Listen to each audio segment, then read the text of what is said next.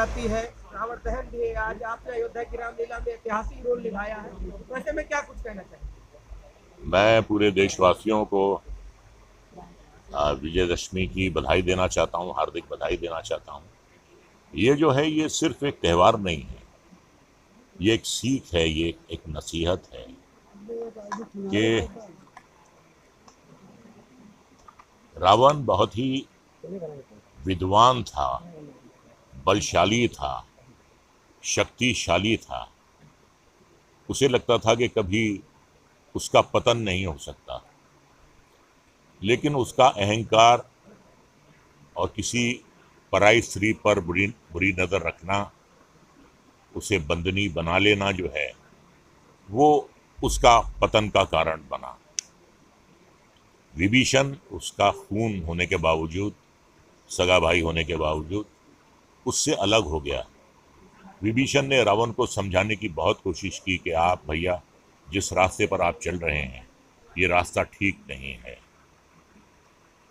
आपने एक पराई स्त्री को कैद कर रखा है, उसे बंदनी बना रखा है। एक विवाहित औरत को आप ऐसा ना करें। लेकिन ये बात समझने के बजाय रावण का जो व्यवहार था विभीषण के प्रति, वो बहुत ही ज़्यादा दुर्व्यवहार करने लगे थे अपने भाई से। और यही वजह थी, उसे पता था, विभीषण को पता था कि मेरा बड़ा भाई जो इतना बलशाली, इतना शक्तिशाली है, लेकिन जिस गलत रास्ते पर वो जा रहा है उसमें सिवाय पतन के और कोई रास्ता नहीं होगा। तो वो वहाँ से अलग हो गया, भाई से अलग हो गया, अपने भ्राता से अलग हो गया और रामचंद्र जी की के शरणों में आ गया, उनकी शरण में आ गया, उनके चरणों में आ गया, क्योंकि वो जानता था कि उसका भाई गलत है।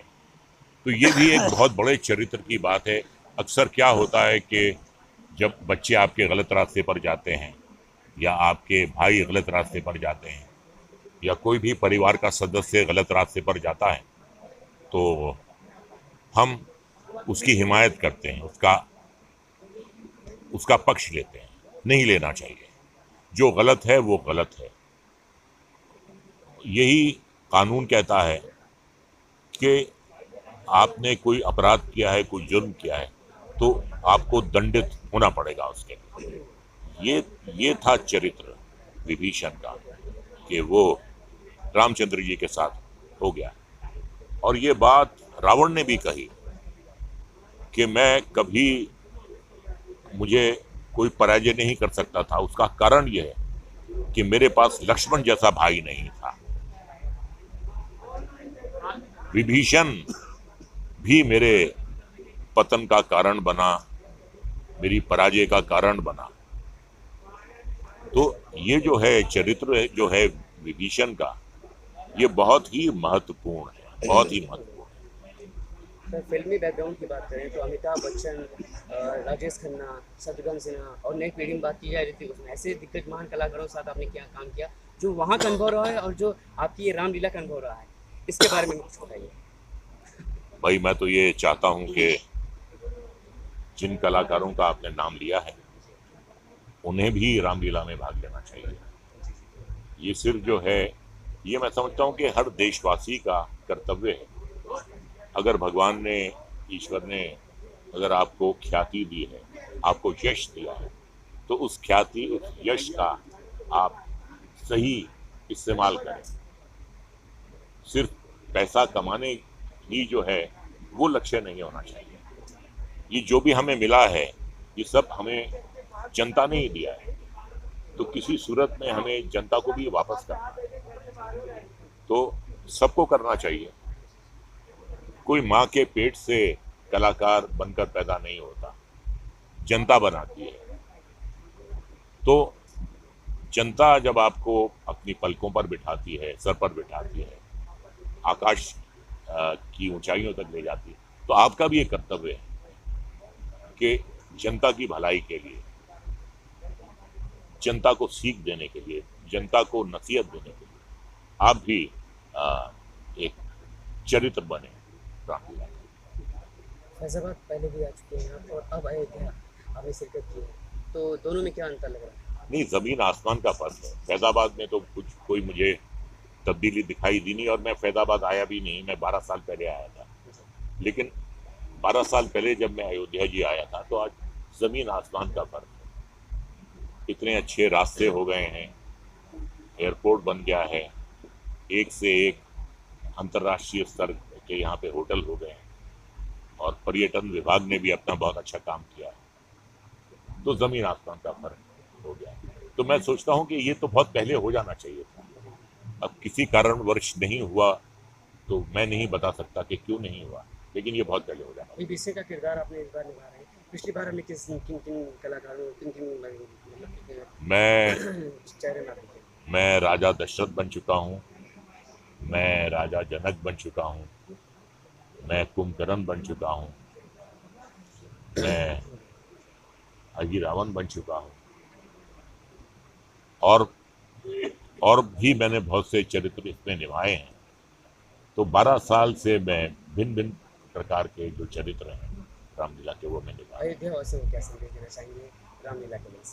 मैं कहूँगा कि आप सब के सब बहुत ही भाग्यशाली हैं कि रामचंद्र जी की पवित्र धरती पर आपने भी जन्म लिया उनकी तरह। तो आप जो हैं बहुत खास हैं, और हर अयोध्या वासी को इस बात पर गर्व होना चाहिए कि वो अयोध्या का है और वो रामचंद्र जी के शहर का है। वो ये तो बात ऐसी है कि रामचंद्र जी अयोध्या में उनका जन्म हुआ। रामचंद्र जी जो हैं सिर्फ भारतवर्ष के नहीं, रामचंद्र जी पूरे विश्व के, पूरे विश्व ने उनसे सीख ली है।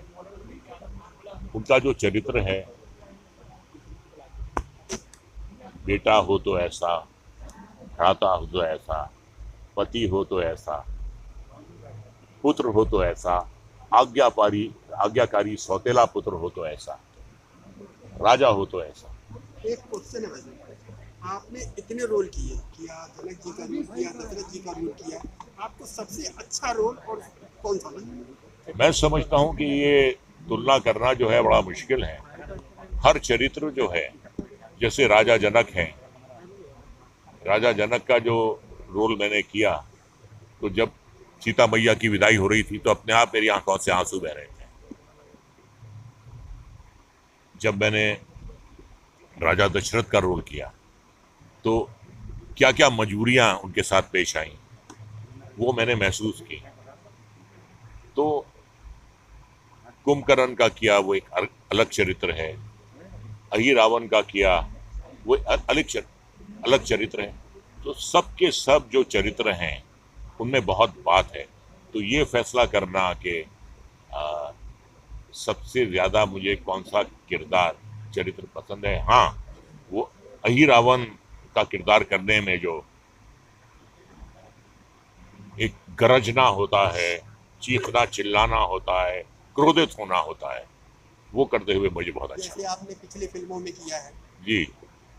अच्छा, आपने बहुत सी फिल्में की। हाँ,